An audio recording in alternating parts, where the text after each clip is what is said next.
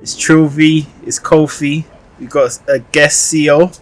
Yeah, Cio Soprano. What are you saying? Yeah. How you doing, man? You right? I'm good, you know, bro. How Yeah, you bro. doing? Bless, man. Listen, love all the time, bro. I was asking you, like, you know, what made you get into music? Like, what? Just let everyone know what made you get into music. Why you started to rap? Yeah, and well, what you're about, really. well, it was just a way of me challenging my emotion, as I was saying earlier, that I was good at writing poems in the first place, and I basically didn't know how to put two bars together to make it make sense. Basically, how to put my personal life on a piece of paper. Yeah. And I asked my little cousin, like, how does he do it? And he basically was he rapping as well? Yeah, because Okay. he used to write bars, you know what I mean? Because he grew up in England, so he knew, because I would come from Jamaica. Oh, swear down. So when I came here, Yeah. I didn't really know. The term to them was spitting. Yeah, I didn't know what it yeah. was, you know what I mean? So it was just like, he showed me what they were basically saying and how to go about doing it. And from there, I just started doing it, and people liking what I was doing. And from So how long you been rapping for then? I would say, when I say rapping, I would say the first time I put a piece of writing on a beat was probably when I was about 15. Yeah, about 15, because I was going through a whole lot of Stuff. madness at that time, and Yeah. it was just like, okay, now it's time to just put it all down, Okay. write my story down, get it down. So when you write your bars, what's the inspiration behind it? Now that you're not 15 no more, do you know what I mean? Like, what's the inspiration? What are you writing about? It's just, you know, I write about basically where either things that I've done in my past and where I want to get to. So all my bars is just my life story. It's my life. As I was saying earlier, it's like my Bible, and I'm writing chapters for people. Because if anything was to happen to me, I got a little one that can come and say, oh bro, this is what daddy went through, this is what daddy went through. Even young youths that's growing up, you know, like, because nowadays the system's influenced by all different type of things, and all man that's on TV trying to show them that, yeah, it's all about chains or blings. Yeah, you know what I mean? And yeah. if you was to show someone that it's not all about that, because even though you might see us here with an interview, we're still going through struggles in life. I get that. You know what I mean? We're still going through everyday struggles. So You're trying to my relate. my bars is my personal life, and there's enough people that can relate. That's why they love it. I hear that. So they love it. So where do you want to like go as an artist? I mean, what level are you trying to reach? You know, I don't try to limit myself in anything I do. As far as I can go is where I'm trying to get to, and that's just as simple as it is. It's just try to get people to help you to get to where you need to get to. Yeah. Is there anybody that inspires you, or that you kind of like in the industry, or someone that you liken yourself to? A lot of people refer me to Young Spirit. Okay. They say that, I don't know if maybe it's the personality trait, that the way we are is kind of similar, and I actually like real people. Like, I listen to 6-7 and listen to Young Spirit and a couple other peoples in the industry who I think is real anyway. Okay. That's going through, so as I said before, life stories in life. I don't necessarily, because when you look at them guys there and you see their life, they've been in the industry, but you can still see that they're going through real life, you know what I mean? So it's just like, what he's saying is real. Okay. Like, yeah. So what sort of projects you got coming out soon? I mean, tell us about some of the music you got out now. I got a couple singles, literally. I got a couple with my brother as well. It's called Ride Around. Ride Around, yeah. It's featuring Juvenile. Juvenile, Yeah, yes. Jay Shavish, they call him. So I got that. I got another freestyle. It's called Helpless. And I got one that is literally on a Meat Mills beat as an intro. And at the moment, I'm trying to work on a mixtape called From Beyond the Grave. Sick. What's the inspiration from that? That's a serious title, Beyond the Grave, you know. And all the legends are dead. That's what they say, man. So that's it. It's like I'm a very spiritual person, and like family or church and stuff in it, yeah. I wouldn't say church and stuff, but reading. I'm very in touch with my history. Okay. Yeah. And it's like I nearly lost my life I was going through a rough patch in 2015, Wow. and I nearly lost my life at that point. And I came back, personal stuff. I basically said, if I'm not here for a purpose, don't let me go through this pain. Take me away. Okay. And I'm here today. You know what I mean? I'm doing an interview with you, and I can share with my people that I've been through certain things as you say, progression. Yeah. So when I came back from that, and the love of my grandma, I had an image where I'm laying down on her grave, and basically I'm ascending. I'm transferring from one to another, but the way it's doing is coming back to life. So I love my grandma. So I'm basically, they always say you only die when people forget about you. So I'm just trying to keep her flaming. So that's why I say from beyond the grave. Okay, so is it sort of inspired from the relationship you had with your grandmother? Yeah, that's deep, man. That's deep. Yeah. What, did you grow up with her? Did she sort of raise you just close? Yeah, she. It was like when there's just that one child that no one understands. Yeah. Apart from that one person. Yeah, so yeah. You always have that love for that person. Okay. So, yeah. No, that's real to say. There's not a lot of people that are real enough to say like what's going on deep, like deep stuff. That's proper deep, man. So I guess when you say you're trying to make things that people can relate to, you're just talking about real life. Yeah. Right? Not this fake. Not the illusion and that. You know what I mean? Not the illusion. It only gets realer than the dirt. Until you're here, you can create your own reality. And this is where everyone's going wrong, because they're watching TV, tell lie by vision. I always say it's just like they're trying to copy this perception, but behind those closed doors, you don't even know if they're broke. I've seen, it's crazy because I've seen so many rappers who I see them on Link Up TV or all these platforms that they got out there, and you'd think, oh shit, they're doing their thing, man. And you see, when I see them, I'm like, wow, because they're walking, they're wearing the same trainers I'm wearing, not no Gucci or no. So it's just like, why tell a lie then? Why pretend to be something you're not? Yeah, but they say there's a lot of fake in the industry anyway. Fake it till you make it is that phrase, isn't it? So maybe it's that, but you're just trying to stay away from that, I'm guessing. Yeah, that's why I say, and I always refer to like people like even Snap Capone and all those people that you see, they talk the real stuff that you can relate to, but they won't get as far as I would want them to get to, because I know it's real. You're speaking from a real person's perspective. Like someone can see you down the road and you just said you just went Peckham, and people know, he just went Peckham because that's where you live. But you have other people who say, I do this and I break bricks and they're not doing it. They're married or they're living, they're working, or you know what I mean. Their cars on finance or it's leased, or you're making that young youth now you're making a young king want to be a peasant, basically. Okay. It's just. So your mind is proper thinking about deeply, isn't it? Yeah. It's a bit mad, man, because it's too much. As I say, I lived a fast life, and now I'm trying to turn it all around. And that's what it is, because from growing up, I've always had to take care of younger siblings. And it's due to the way the system's got it, where your mum's always working and she's trying to provide to keep you lot under the roof, so there's no one in the house. And so once you live fast, your wisdom kind of comes quicker, I guess. Comes early. Yeah. So the people that you're making music for, like, who you making music for, like, who you trying to connect with, and who you trying to inspire?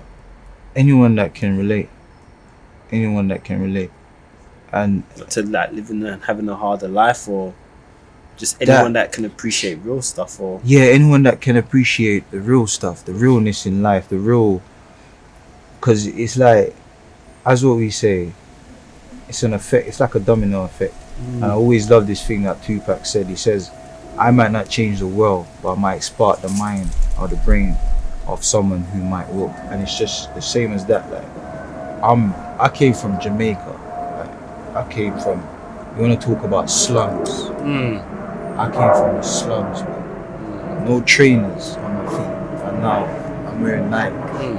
My first trainers, it was an upside down Nike with We all had those. with the The thing LA in it. gears that used to light up. You know what I mean? So it's just like, Yeah. look where I'm now, Yeah. and I ain't even nowhere yet. Yeah. You know what I'm saying? So it's just Progression. showing someone that the situation you're in now, I know it might be fucked or it might seem a certain way, but there's always greatness at the end of every struggle, and that's what I'm just trying to get to people. So you're not gonna give up. Keep grafting. Keep going. Yeah. Just keep going, man. Just keep going. Where can people find you? Follow you. Listen to your music, man. You have to put that out there, man, so people can listen. Do you know? It's been a phobia of mine, this social media thing, but you gotta connect, though. That's the thing. You've got to connect. You have to. That's the thing. It's you can find. I got one tune on YouTube, Cio Soprano, CIOSOPRONO, Soprano. We'll put that down. Yeah, you can find me on YouTube. You can find me on Instagram. For the bus, like, you're just scratching your head, like you go in LV and you know that bag's probably like 1-2. Okay, cool. So it's about priorities as well. So I'm saying it's about liabilities and assets, and they don't teach you that in school anyway. They just teach you to be a good servant to someone in authority, and that's the sad part about it. The system creates slaves, good workers, people who's gonna say yes sir. So your music's almost like not Tupac-esque, but you're trying to make people break free in that. Well, I don't know, man. I'm just trying to educate the wise, and that's just all it is. Just trying to educate people, through things that I've been through. So I'm just trying to show them what I've been through and what I used to do when I was a kid, or when I never knew knowledge. Now I find myself, it's just like, how did you get this knowledge? Because you're speaking a lot of sense. Like, what was you reading? What was you listening to? Like, how did I first find all of this? now, how did your thinking elevate? I guess. Do you know the craziest thing? And it's mad because it's only certain people that knows this story. One time, I was going through a little madness. I was trying to make a changing, and I decided not to do anything, but basically stay still. Stay still, like as in not touch the roads and knock on people's door and ask for work. Nothing like that. Just decided to relax and pray, because they say have faith and pray. So one day I reached to the point where I was just thinking, fuck it. I prayed.